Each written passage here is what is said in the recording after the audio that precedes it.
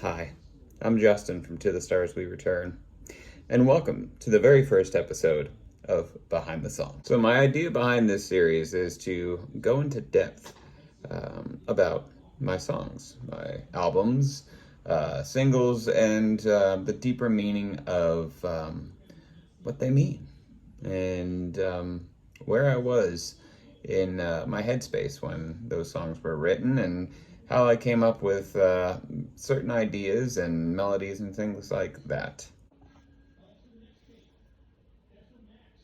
So, for the first episode, we're going to be talking about a single I released last year entitled Chelsea. It's a dark pop synth vocal single. It is a track I released between albums, between chapters 1 and 2 of the Lonely Astronaut series.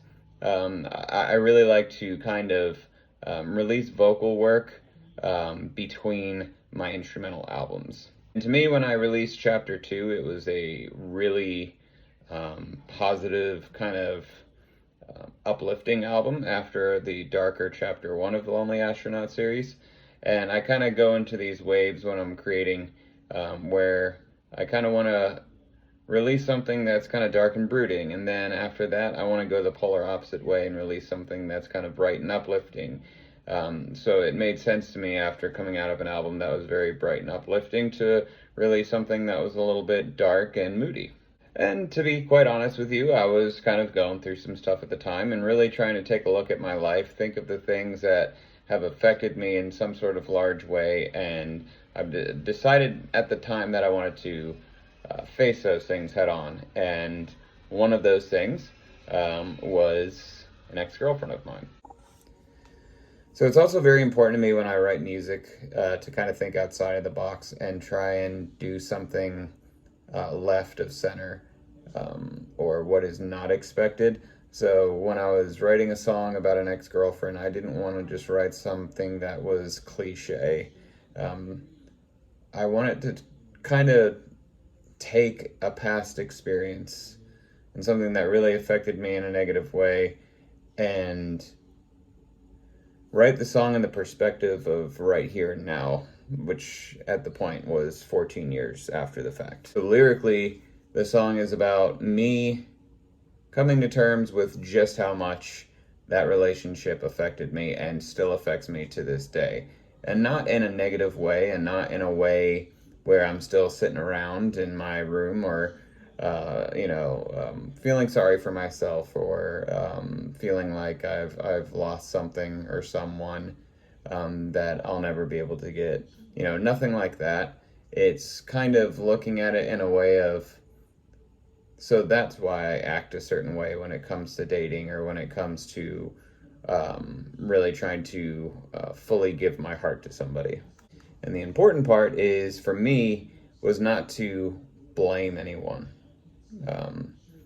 It was more so of a looking at their life and looking at my life and comparing the two and knowing that that's not a very healthy thing to do.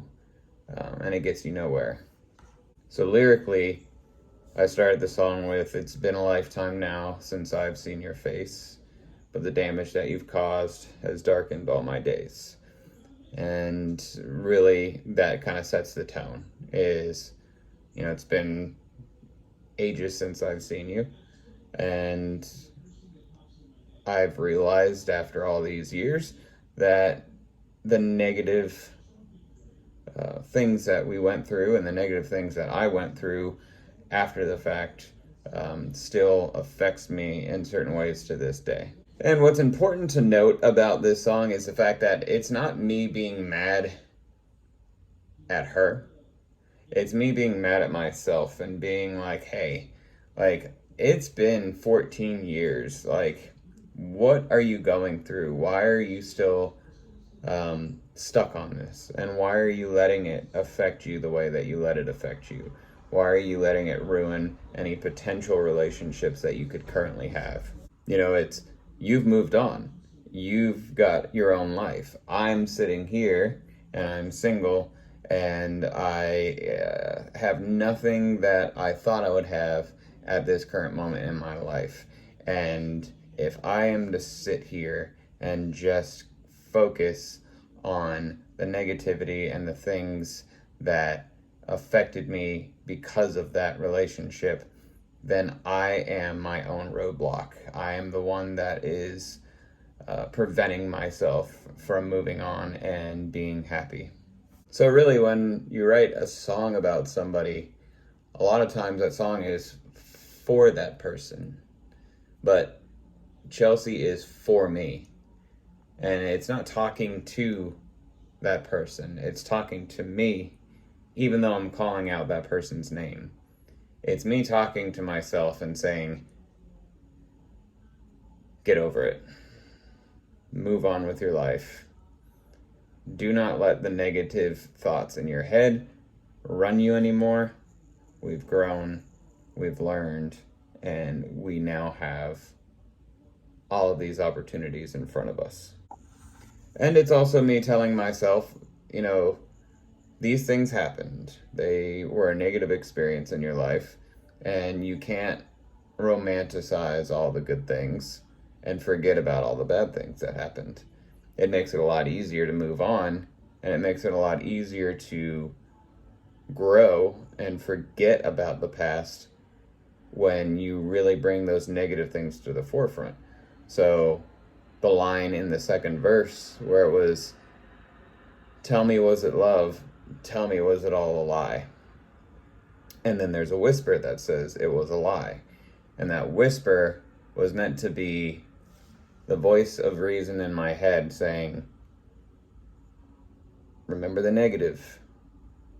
Remember that you were hurt and damaged, and we've grown from this, and we've learned from this, and we have our own life now.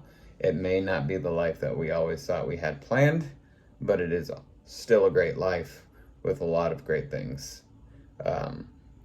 So it was kind of cool and a last minute thing for me to kind of put the whisper in there, because I envisioned it as being my conscience telling me, like, remember, like, that was a negative experience, so stop dwelling on it and move on. Especially when I know full well that 14 years later, I probably don't even cross her mind, while I'm over here fixated on the situation and on the relationship and on the past. So really, it's a reminder to myself, and it's a final farewell to that point in my life. It's a final farewell to that space that I've made in my head for that person. And it's me saying, I'll see you later. And it's not holding any bad blood or ill will or wishing anything negative on that person. It's accepting that they have their own life. They have a good life. I'm happy for them. But also telling myself, now is the time for you to worry about your life. It's time for you to move on. And it's time for you to forget about it all and focus on what lies ahead. Now, in writing the music of this song, I really wanted it to be something that's kind of Depeche Mode-y. There's a clash between how it sounds. There's this darkness to it, but there's also this kind of fun poppiness to it in the choruses. So it's kind of funny. It clashes. It's a dark song, but it's got this kind of uplifting chorus to it musically. So I kind of like that that difference between the music and the lyrics. And there's a total different mix out there as well that Chris Payne put together before we decided on the last mix, and it kind of sounds more like a club mix. And that was going to be the initial version that I put out, but I got cold feet on it, and I wanted it to kind of sound less bassy and drummy and clubby, and a little more synth pop, gothy feel to it. So the very beginning changed a lot. It started with pulsating drums at the very beginning, and took that out. And I introduced that later on in the song and started with just the vocals. And funny story, that was very difficult to do live. Last year, I performed at Neon Retro Fest and performed Chelsea live for the first time. And it was very difficult to start that song because the song starts with the lyrics and then the music kind of fades in. So it was hard for me to find the right timing for it because the backing tracks came in and I had to kind of guess where the song started. And I didn't nail it, but I think from now on I'm gonna have to do the club mix live or find a different way to figure out where I come in at the beginning of the song when I'm performing it live, click track in ear monitor, something like that. But it was a very last minute thing adding that song to the set. Fun fact about me as a musician, I don't like making synth music with my vocals. And it's a point of contention because I do have a lot of people that ask me for more vocal singles. I've been on a lot of collaborations using my vocals for it, those songs, and I've released 2 of my own singles so far with my vocals. But out of my whole library, I can't listen to any of my songs that have my vocals on it because I cringe at how I sound when I sing. I just can't do it. Regardless of if I'm a good singer, if I'm not a good singer, I cannot listen to myself sing. It's hard enough for me to listen to my own music and not pick apart every little bit of, oh, this note was too soon, or this note was too late, or this part sounds a little bit off, or this, could have been better. But when it comes to my vocals, I am my worst critic, and I have to shut the song off. So I can't listen to Chelsea. I also can't listen to it because of, everything that it means to me. The whole point of the song was to put her and that relationship behind me, and I can't do that when I continuously listen to that song. I have no problem singing it live every now and then, but it's not a song that I'll pop onto my playlist and listen to. And yes, I do listen to my own music, and yes, I do pop my own music on my own playlist. I'm of the belief that you should make music that you enjoy listening to. Because if you don't like listening to your own stuff, who else is going to like it? So all that being said, it's very rare for me to make a vocal song. I do make them in between albums when I'm not working on creating new albums because it's a growth exercise for me as a musician. And at my very core, when I started out making music, I started as a singer-songwriter, so I feel that I'm a better singer when it comes to rock music or acoustic music and things like that, as opposed to synth pop and the genre that I enjoy making currently. So that's just a little bit of a background on the song Chelsea and what it means to me. If you enjoy the song, or if you want to check it out and haven't heard it yet, it's on all streaming services, or you can check it out on my Bandcamp.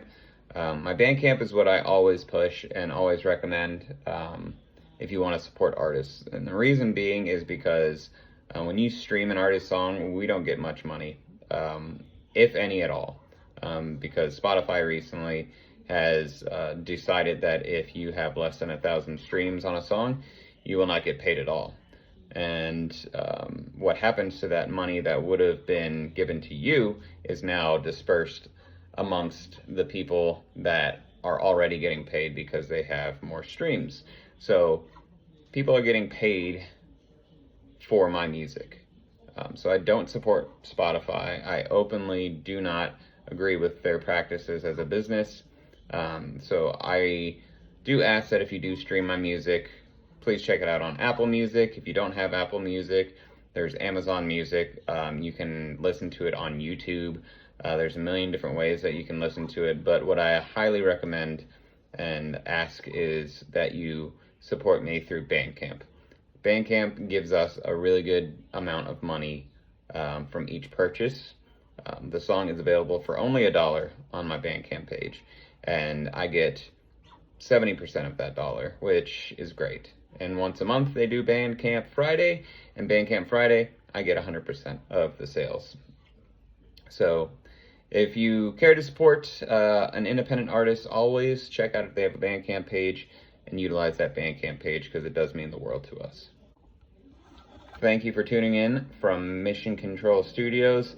Right behind me here, I'm working on my next single called See You in Another Universe.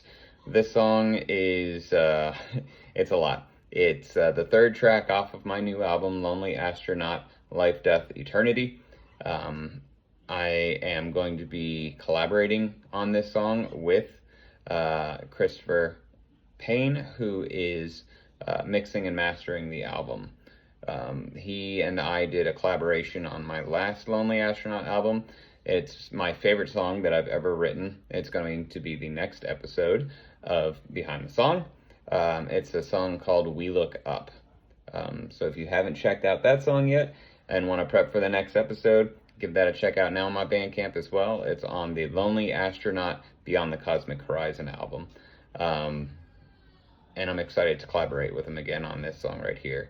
I'm getting my part done now, and then I'm going to send it on over to Chris to add his, and it's going to be the next single, hopefully out in June. Thanks for tuning in. We will see you next time.